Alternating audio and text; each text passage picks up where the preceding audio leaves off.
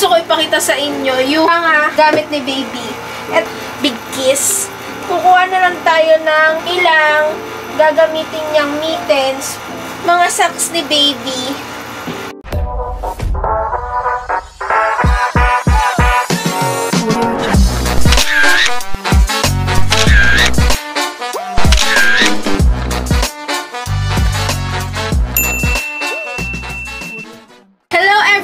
I am back again with another video and welcome back to my channel!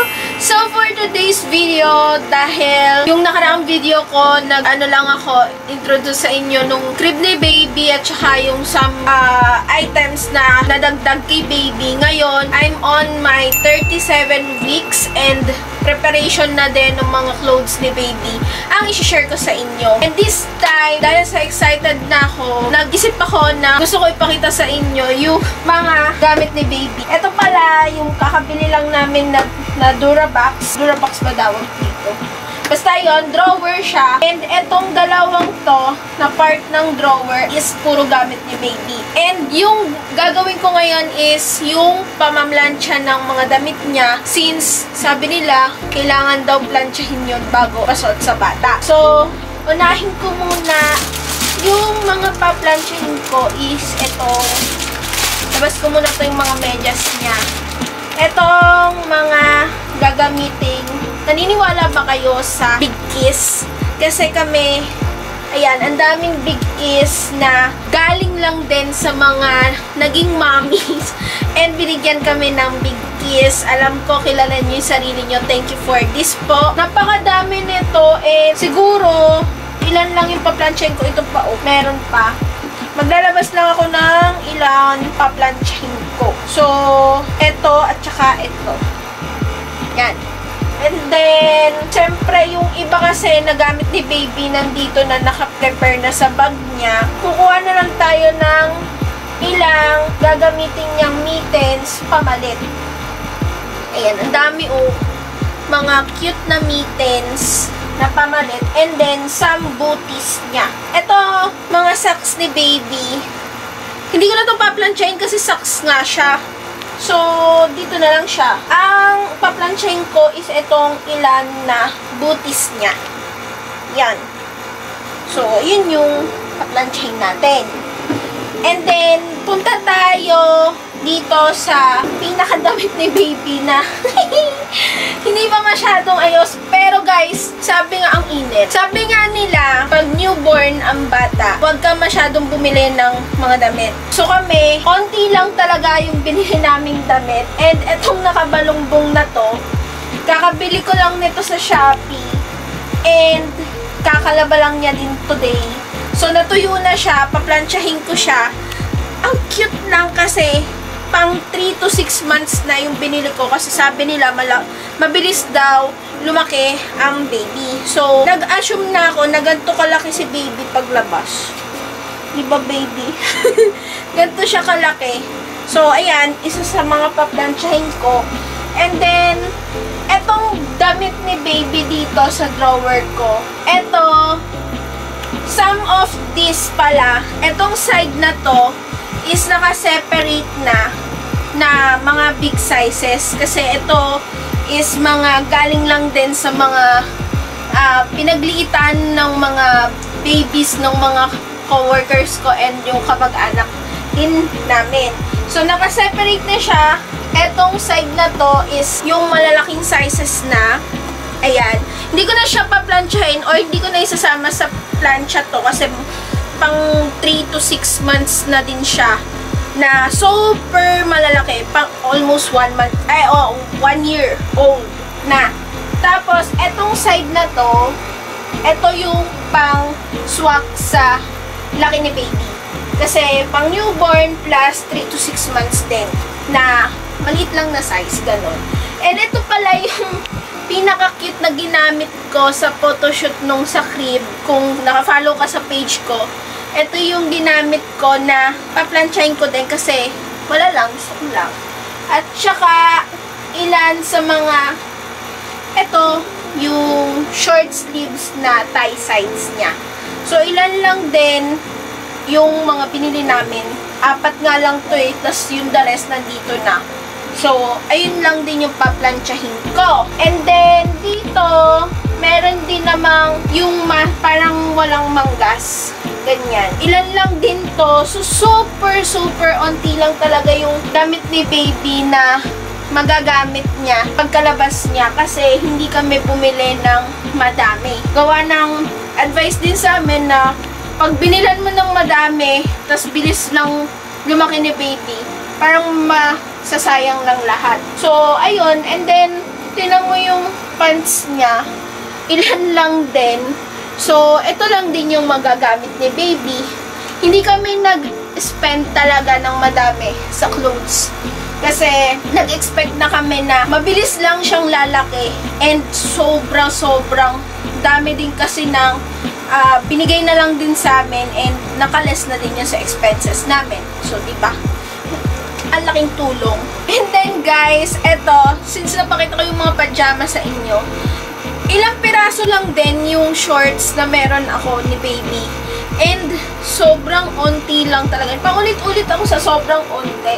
Onting-onti lang talaga yung mga gamit niya. And, babawi na lang siguro kami kapag alam mo na, ilang months na siya, tapos napapansin na namin na pagliliitan na, tsaka lang kami pipili ng mga panibagong damit.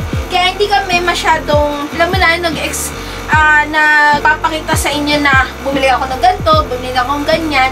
Kasi although excited kami, more on na gamit ni baby. pero mas nag-invest kasi kami sa mga essentials ni baby, like yung crib, yung panliguan, o kaya yung mga gamit niyang kailangan pagka nilabas na siya.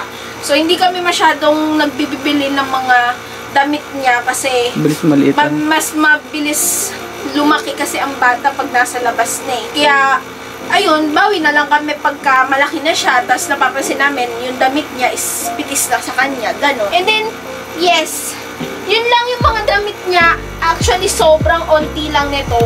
And, ayun yung paplansyahin natin today. So, magsisimula na akong mamalansya. And, ito, ang uunahin kong paplansyahin is itong mga bikis. Ito, babalik ko muna doon sa drawer. Nilabas ko lang para makita nyo.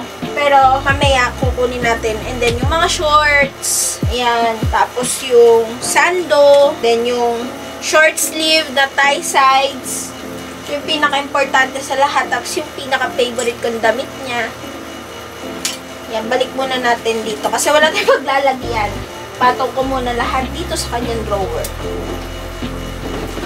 So, hindi ko alam guys kung bakit ba't kailangan ng big kiss, bakit, para saan. Actually, pati ako pinagbibig kiss eh.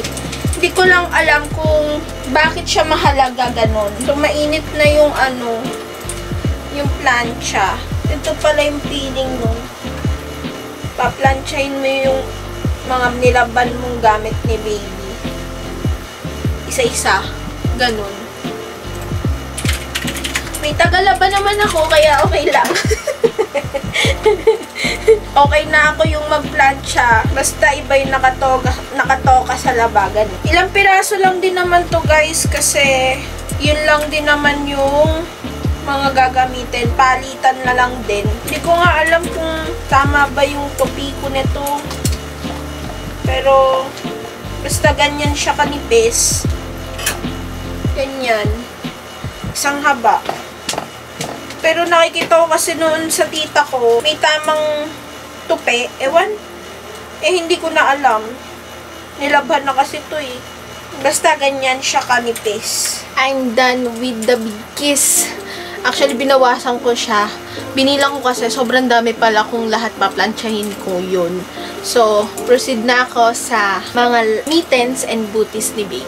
Sa mittens, kahit ilan guys, kasi si baby, malikot ang kamay niyan, may tendency, kung saan mapunta, ganyan, mabilis madumihan ang mittens. Susubo niya, ganyan, kaya kailangan papalitan talaga. Hindi siya pwedeng buong araw hindi mapapalitan. Sabihin nyo ng maarte kung maarte, magastos sa labagan yan.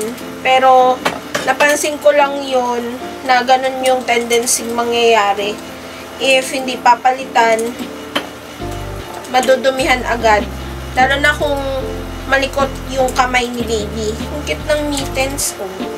Madami kaming mittens and napaka-thankful namin sa mga nagbigay ng mga ganitong bagay. Kahit hindi, although hindi nila alam pa yung gender ni baby noon, eh meron ng paunti-unti nagbigay ng mga pinagliitan or nagamit na ng kanilang baby. Di naman kami maselan, basta magagamit ni baby at malalabhan naman. Goods yun. Aminin nyo, mas malaking tipid kaya yung ganun. Hindi mo hinihingi pero bibigyan ka na lang bigla. Kanina siya yung cameraman ko, ngayon wala na. Ito, yung booties, napaka-cute, puro Garfield. Ayan o. Yung mga booties din na iba nandoon sa baby bag na. And ayun, nakaayos na lahat doon. Puro Garfield din yun. Galing kay Tita Nainay. Tita ni husband. Galing nga guys eh. Predicted na nila kung anong gender ni baby. Kaya halos lahat ng na ibigay sa amin ng tita niya is puro pamboy. Wala na kaming bibilin pa. Dito naman guys, kaya pinaplansya to kasi para maayos na mapasuot kay baby. Hindi siya gusot-gusot, ganon. At tanggal din yung mga bakteryang dumikit, ganon. Mainitan at maging maayos pag nasuot na ni baby. Alam mo, pag suotin mo yung anak mo ng gusot o kaya ng dugyot ang itsura. Now we're done sa booties and mittens. Yes. Tapos ko na off-cam yung mga plinansya ko and so sobrang dami kasing damit. Ito na siya, nakaayos na siya dito sa drawer. Hindi ko alam kung organized ba, pero ayan, ganyan lang kaunti yung laman ng drawer ni baby. Ito, hindi ko ito ginalaw, so ito lang talaga siya. At ang cute oh. Ang cute nung fold ko. Proud ako dito kasi napaka-cute nung damit. Ito pala yung onesies na long sleeve niya. So, ayan, naka-prepare na dyan and ready nang gamitin ni baby yung mga damit niya. So, ayan, hanggang dito na lang tong video na to. Sana sa susunod na video ko, makita nyo na yung result. Or makita nyo na si baby, pero hindi ko papapakita yung pinakamukha niya. Pero, hopefully, normal delivery and malapit na lumabas si baby. Ayun lang guys, please do subscribe to my channel. Press the bell button to notify you on my next videos. Yan lang, bye-bye!